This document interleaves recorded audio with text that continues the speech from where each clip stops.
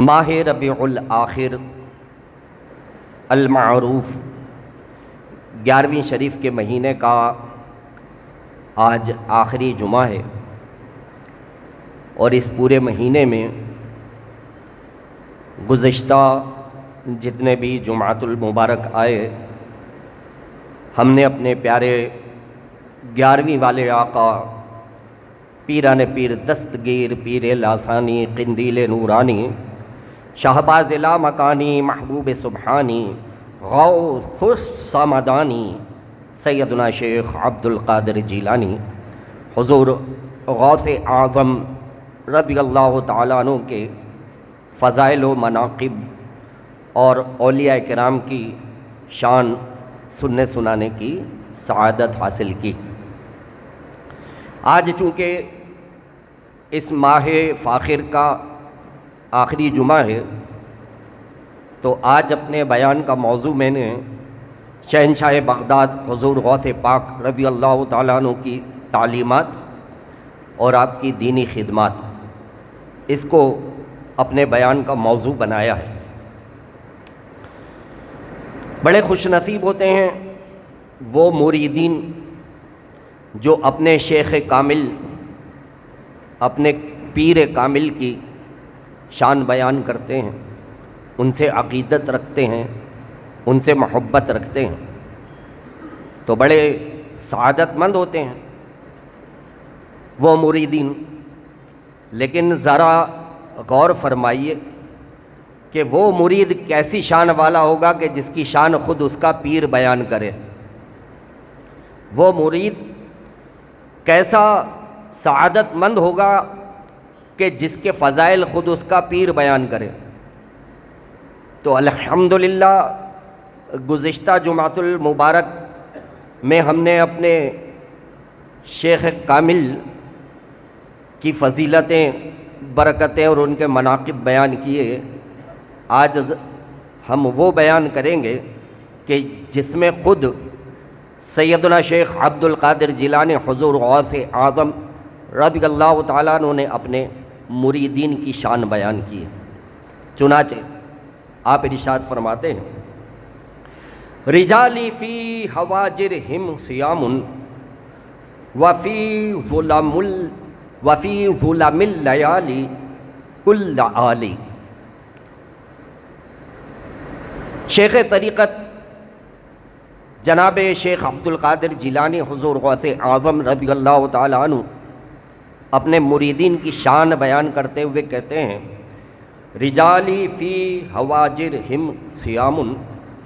وفی ظلم اللیالی کاللعالی، کہ جو میرے مرید ہیں، جو میرے عقیدت مند ہیں، ان کی شان یہ ہوتی ہے کہ راتوں میں اٹھ اٹھ کے نمازیں پڑھتے ہیں، اور جب رمضان آتا ہے تو پورے رمضان کے روزے رکھتے ہیں۔ سبحان اللہ۔ اپنے مریدین کی یہ شان بیان کی آپ نے کہ میرے مریدوں کی شان یہ ہے کہ راتوں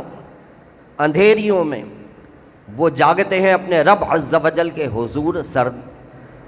اپنے رب عز و جل کے حضور سجدہ بسجود ہو جاتے ہیں، اور رمضان المبارک جب آتے ہیں اور گرمیوں کے دن ہوتے ہیں تو وہ روزہ رکھ کے اپنے رب عز و جل کو راضی کرنے والے کام کرتے ہیں۔ تو اس قول میں شیخ عبد القادر جیلانی حضور غوث اعظم رضی اللہ تعالیٰ عنہ نے اپنے مریدین کی دو صفتیں بیان کی ہیں کہ جو میرا پیارا مرید ہوتا ہے نا، وہ نمازی بھی ہوتا ہے، نماز پڑھنے والا بھی ہوتا ہے۔ ہم نے فی زمانہ یہ سمجھ لیا ہے کہ جو اپنے آپ کو قادری کہتا ہے وہ صرف 11ویں کی نیازیں کھانے والا ہوتا ہے، بس 11ویں شریف کی نیازیں کھلوا لو، جہاں بھی پتہ چل جائے کہ وہاں 11ویں کی نیاز ہے تو کھانے کے لیے پہنچ جائے گا، لیکن نماز پڑھنے کے لیے کہو تو مسجد میں نہیں آئے گا۔ تو شیخ عبد القادر جیلانی حضور غوث اعظم رضی اللہ تعالیٰ عنہ اپنے مرید کی شان بیان کرتے ہیں کہ وہ صرف نیازی ہی نہیں ہوتا بلکہ نمازی بھی ہوتا ہے، نماز بھی پڑھتا ہے اور اپنے شیخ طریقت کی بارگاہ میں ہدیہ تہنیت بھی پیش کرتا ہے۔ حضور سیدنا شیخ عبد القادر جیلانی سرکار غوث پاک رضی اللہ تعالیٰ عنہ انتہائی متقی اور پرہیزگار، تو اپنے مریدوں کی بھی شان بیان کرتے ہیں کہ میرے جو مرید ہوتے ہیں وہ رمضان المبارک کے روزے رکھنے والے ہوتے ہیں، روزہ خور نہیں ہوتے ہیں۔ تو جو اپنے آپ کو قادری کہتا ہے اور غوث پاک کا غلام کہتا ہے تو اس کے لیے یہ جائز نہیں ہے کہ بلا عذر شرعی رمضان المبارک کے روزے چھوڑ دے۔ تو پکا سچا قادری ہوتا ہی وہی ہے کہ جو نمازی بھی ہوتا ہے اور رمضان المبارک کے روزے رکھنے والا بھی ہوتا ہے۔ حضور سیدنا شیخ عبد القادر جیلانی حضور غوث اعظم رضی اللہ تعالیٰ عنہ بڑے زبردست خطیب تھے، اور آپ کی خطابت ضرب المثل ہے۔ کئی کتابوں کے مصنف ہیں کہ جن میں آپ نے اپنی تعلیمات لوگوں تک پہنچائی ہے۔ ان میں آپ کی مشہور و معروف کتاب بنیۃ الطالبین ہے کہ جس میں بڑی تفصیل کے ساتھ آپ نے علم دین کے مختلف پہلوؤں پر روشنی ڈالی ہے۔ اس کے علاوہ فتوح الغیوب اور بہجت الاسرار، اس میں بھی آپ نے بڑے زبردست علم و معرفت کے موتی جو ہیں وہ پروئے ہیں۔ سیدنا شیخ عبد القادر جیلانی حضور غوث اعظم رضی اللہ تعالیٰ عنہ کے خطابات جو کہ ہم کو فتوح الغیوب اور بہجت الاسرار میں ملتے ہیں، تو کئی باتوں پر آپ نے جو ہے وہ لوگوں کی اصلاح کی ہے۔ مثلا آپ کے زمانے میں عمراء اور جو دولت مند لوگ تھے ان کے اندر عیاشیاں بہت زیادہ پھیل گئی تھیں، اور رقص و سرود بہت زیادہ عام ہو گیا تھا۔ یعنی پورے ملک میں، پورے شہر میں ہر جگہ رات کو ناچ گانے کی محفلیں ہوتی تھیں، اور لوگ بجائے اس کے کہ اللہ عز و جل کی بارگاہ میں رجوع کرتے پوری پوری رات وہ رقص و سرود میں گزار دیا کرتے تھے۔ سیدنا شیخ عبد القادر جیلانی حضور غوث اعظم رضی اللہ تعالیٰ عنہ نے بالخصوص اپنے زمانے میں ان لوگوں کی اصلاح کی کہ یہ راتیں اللہ تبارک و تعالیٰ نے عیاشیوں کے لیے نہیں بنائی ہیں، یہ راتیں اللہ تعالیٰ نے اپنے رب کو راضی کرنے کے لیے بنائی ہیں۔ جو راتوں کو اٹھ کر اندھیرے میں مسجد کی طرف جاتا ہے، نماز کے لیے جاتا ہے، یہ رات کے اندھیرے میں اٹھ کر اس کا مسجد میں جانا اس کے لیے قبر میں نور کا باعث بنے گا، اس کی قبر میں روشنی ہوگی جو راتوں کو اٹھ کر اندھیرے میں مسجد کی طرف جائے گا۔ تو آپ رضی اللہ تعالیٰ عنہ نے لوگوں کو حیا کا پیغام دیا، لوگوں کو اس بات کی طرف راغب کیا کہ وہ اللہ تبارک و تعالیٰ کی بارگاہ میں جب پیش ہوں تو اپنے اندر شرم پیدا کریں کہ ہم کس منہ سے اللہ تعالیٰ کی بارگاہ میں حاضر ہوں گے۔ تو حیا کا آپ نے جو ہے لوگوں کو پیغام دیا کہ اپنے اندر حیا پیدا کرو۔ اور فی زمانہ ہمارے معاشرے میں جو بے حیائیاں عام ہوتی جا رہی ہیں نا، اس قدر زیادہ بے حیائیاں عام ہو گئی ہیں کہ بات کرتے ہوئے بھی شرم آتی ہے کہ لوگ کیسی کیسی حرکتیں کرتے ہیں۔ ایک مثال میں آپ کے سامنے پیش کرتا ہوں، اس کو سمجھیے گا۔ ہمارے گھروں میں ہماری مائیں بہنیں، ہماری بیٹیاں، ہماری زوجہ گھر کے کام کرتی ہیں۔ مثلا ہماری ماں کچن میں کھانا پکا رہی ہے، ہماری زوجہ کپڑے دھو رہی ہے گھر کے اندر، ہماری بیٹی، ہماری بہنیں گھر میں صفائیاں کر رہی ہیں، جھاڑو لگا رہی ہیں اور پردے ٹانگ رہی ہیں، مسری کی چادریں صحیح کر رہی ہیں۔ اب اگر کوئی شخص جو ہے وہ ہمارے گھر کے دیوار کے باہر سے سیڑھی لگائے اور سیڑھی لگا کر جو ہے وہ دیوار پر چڑھے اور اوپر سے جھانکے اور جھانک کر ہماری ماں، ہماری زوجہ، ہماری بیٹی، ہماری بہن کو تاکے، تو سوچیں ہم کو کتنا برا لگے گا. لگے گا برا کہ کوئی ایسا بے غیرت شخص جو ہے وہ سیڑھی لگا کر دیوار پہ چڑھا ہوا ہے اور ہمارے گھر کے اندر جو ہے وہ تاکا جھاکی کر رہا ہے. تو انتہائی بے غیرت ہوگا وہ شخص کہ جو کسی کے گھر میں اس طرح سے تاکا جھاکی کرے گا. اور اس سے بھی بڑا بے غیرت میں آپ کو بتاؤں کہ وہ کون ہوگا. اس سے بھی بڑا بے غیرت وہ ہوگا کہ جو خود اپنے گھر کے باہر سیڑھی لگائے اور لوگوں سے کہے چڑھو بھائی سیڑھی پر اور ذرا میرے گھر کے اندر تاکو, میرے گھر کے اندر جھانکو کہ دیکھو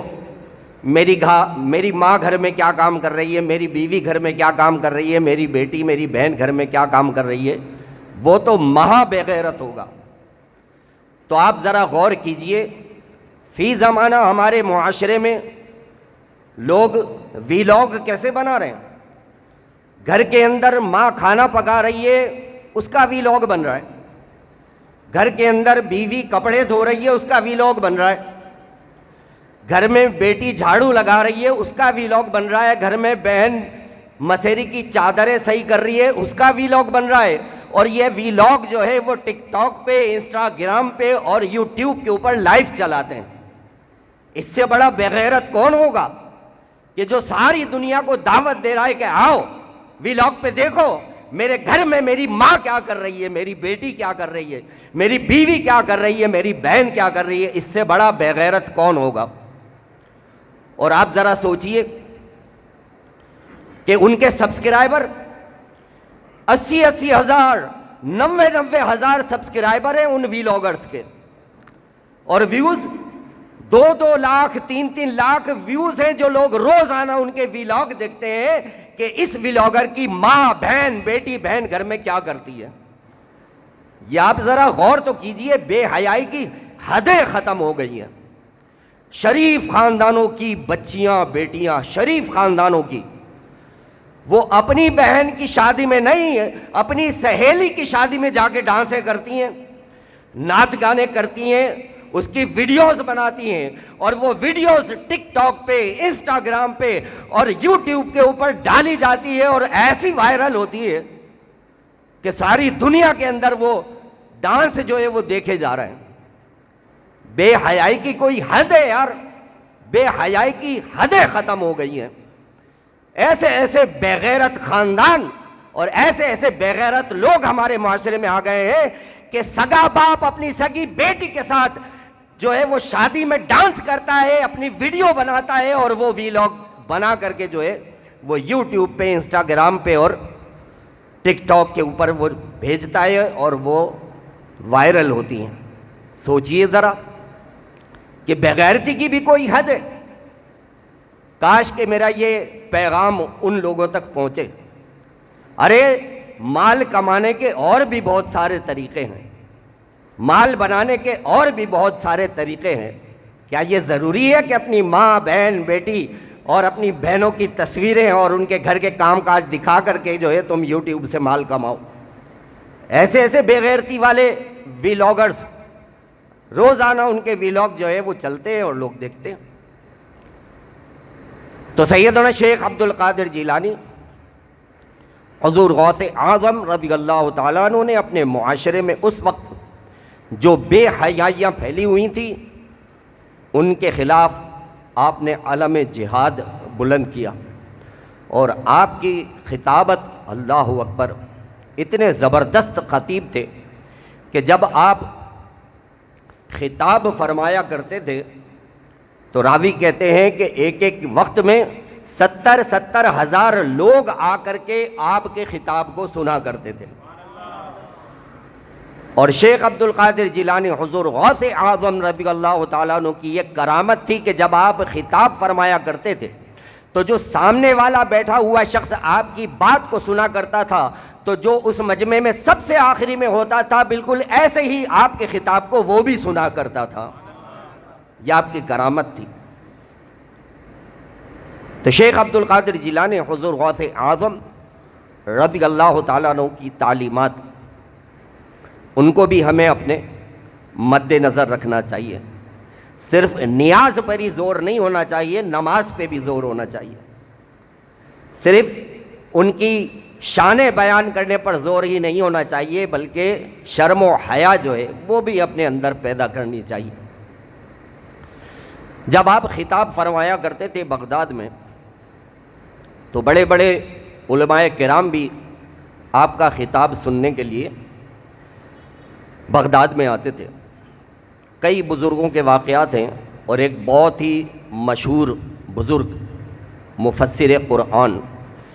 حضرت سیدنا شیخ فخر الدین رازی رحمۃ اللہ تعالیٰ علیہ، جن کو کہ امام رازی کہا جاتا ہے، یقیناً آپ میں سے اکثر لوگوں نے ان کا نام سنا ہوگا۔ امام رازی بہت بڑے مفسر تھے، اور آپ کی تفسیر قرآن جو ہے وہ آج بھی تعلیمی اداروں کے اندر پڑھائی جاتی ہے، اتنے زبردست یہ مفسر تھے۔ تو سیدنا شیخ فخر الدین رازی علیہ رحمہ یہ بھی کبھی کبھار آپ کا خطاب سننے کے لیے بغداد میں آتے تھے۔ تو جب حضرت سیدنا شیخ فخر الدین رازی علیہ رحمہ آپ کا خطاب سننے کے لیے آتے تھے تو شہنشاہ بغداد حضور غوث پاک رضی اللہ تعالیٰ عنہ ان سے بہت محبت کرتے تھے، بہت بڑے عالم دین ہیں، تو ان کے اعزاز کے لیے آپ اپنے برابر میں ہی ایک اونچی سی کرسی رکھوایا کرتے تھے، پروٹوکول کہ اتنا بڑا عالم آیا ہے تو وہ زمین پہ نہیں بیٹھے، اس کے لیے ایک اعزاز کی جگہ ہو۔ تو جہاں آپ کا ممبر ہوتا تھا تو قریب میں ہی آپ ایک اونچی سی کرسی لگواتے تھے، اور امام رازی علیہ رحمہ اس کرسی پر بیٹھا کرتے تھے اور شہنشاہ بغداد کا خطاب سنا کرتے تھے۔ ایک مرتبہ محفل سجی ہوئی تھی اور امام رازی علیہ رحمہ یہ بھی آئے ہوئے تھے خطاب سننے کے لیے۔ تو یہ خطاب سننے کے لیے آئے ہوئے تھے، کرسی پہ اپنی بیٹھے ہوئے تھے، ہزاروں کا مجمع تھا، اور شہنشاہ بغداد حضور غوث پاک رضی اللہ تعالیٰ عنہ بڑے جلال میں جو ہے وہ خطاب فرما رہے تھے اور لوگوں کی اصلاح کر رہے تھے کہ امام رازی علیہ رحمہ نے جو ہے وہ ہاتھ اٹھایا، اور ہاتھ اٹھا کر کہتے ہیں کہ یا شیخ میرا ایک سوال ہے۔ تو شہنشاہ بغداد حضور غوث پاک رضی اللہ تعالیٰ عنہ نے توجہ فرمائی اور فرمایا ہاں کیا پوچھنا چاہتے ہو؟ تو حضرت امام رازی علیہ رحمہ نے ایک سوال کیا، اور شہنشاہ بغداد حضور غوث پاک رضی اللہ تعالیٰ عنہ نے جو اس کا جواب دیا ہے نا، راوی کہتے ہیں کہ امام رازی نے ایک چیخ ماری اور کرسی سے نیچے گر کر بے ہوش ہو گئے، ایسا جواب دیا شہنشاہ بغداد نے ان کو۔ تو آئیے بس اپنے بیان کے آخر میں امام رازی علیہ رحمہ نے جو سوال کیا تھا اور شہنشاہ بغداد نے جو اس کا جواب دیا تھا وہ میں آپ کی سماعتوں کی نظر کرتا ہوں، تاکہ ہمیں پتہ چلے کہ ہمارے شیخ سیدنا عبد القادر جیلانی حضور غوث اعظم رضی اللہ تعالیٰ عنہ کس طرح سے ہماری اصلاح جو ہے وہ کرنا چاہتے تھے، اور کیا چاہتے تھے کہ لوگ کس طرح سے جو ہے وہ راہ راست پر آ جائیں۔ اب سنیے گا دل کے کانوں سے، بالکل یہ آخری کے کلمات ہیں، اور یہ وہ جواب ہے شہنشاہ بغداد کا کہ جس کو سن کر امام رازی بے ہوش ہو گئے، ایسا مطلب آپ نے جواب دیا ہے ان کو۔ شہنشاہ بغداد حضور غوث پاک رضی اللہ تعالیٰ عنہ خطاب فرما رہے ہیں بڑے عالم جلال میں۔ امام رازی ہاتھ اٹھاتے ہیں اور کہتے ہیں یا شیخ میرا ایک سوال ہے، اس کا بھی جواب عنایت فرما دیجئے۔ تو شہنشاہ بغداد ارشاد فرماتے ہیں ہاں اے رازی کیا پوچھنا چاہتے ہو؟ تو امام رازی علیہ رحمہ کہتے ہیں کہ حضور کچھ دنیا کی حقیقت کے بارے میں بتا دیجئے۔ کیا کہتے ہیں؟ حضور کچھ دنیا کی حقیقت کے بارے میں بتا دیجئے کہ دنیا کی حقیقت کیا ہے۔ اللہ اکبر۔ شہنشاہ بغداد حضور غوث پاک رضی اللہ تعالیٰ عنہ نے ان کی طرف جلال کے عالم میں دیکھا اور کہا کہ تم مجھ سے دنیا کی حقیقت پوچھنا چاہتے ہو تو سنو کہ دنیا کی حقیقت کیا ہے۔ فرماتے ہیں کہ جب کسی بندے کا انتقال ہو جاتا ہے، بندہ مر جاتا ہے، تو اس کے مرنے کے بعد اس کے لواحقین آپس میں باتیں کرتے ہیں اور پوچھتے ہیں کہ یہ تو بتاؤ کہ مرنے والے نے پیچھے والوں کے لیے کیا چھوڑا ہے، کہتے ہیں یہ بتاؤ کہ مرنے والے نے پیچھے والوں کے لیے کیا کیا چھوڑا ہے؟ اگر اس نے بڑی جائیدادیں چھوڑی ہوتی ہیں، بڑا مال چھوڑا ہوتا ہے، بہت زیادہ زیورات اور بہت زیادہ اس نے جو ہے وہ زمین اور مکان چھوڑے ہوتے ہیں، تو لوگ کہتے ہیں بڑا اچھا آدمی تھا، بڑا بھلا آدمی تھا، پیچھے والوں کے لیے کتنا مال چھوڑ کر کے مرا ہے۔ اور اگر مرنے والا بالکل دنیا سے قسم پرسی کی حالت میں گیا، پیچھے والوں کے لیے کچھ بھی نہ چھوڑا، تو پھر دنیا والے کہتے ہیں ارے اتنی لمبی زندگی گزاری اور پچھڑے والوں کے لیے کچھ بھی نہ چھوڑا، بڑا ہی نکما تھا، بڑا ہی نٹھلا تھا، پیچھے والوں کے لیے کچھ بھی نہ چھوڑا۔ اور کہتے ہیں کہ جب وہ مرنے والا مرتا ہے، فرشتے آتے ہیں اور جو کرامن کاتبین اس بندے کے ساتھ ہوتے ہیں مرنے والے کے، تو وہ جو آسمان سے فرشتے آتے ہیں وہ کرامن کاتبین سے پوچھتے ہیں ارے یہ تو بتاؤ مرنے والے نے آگے کے لیے کیا چھوڑا ہے؟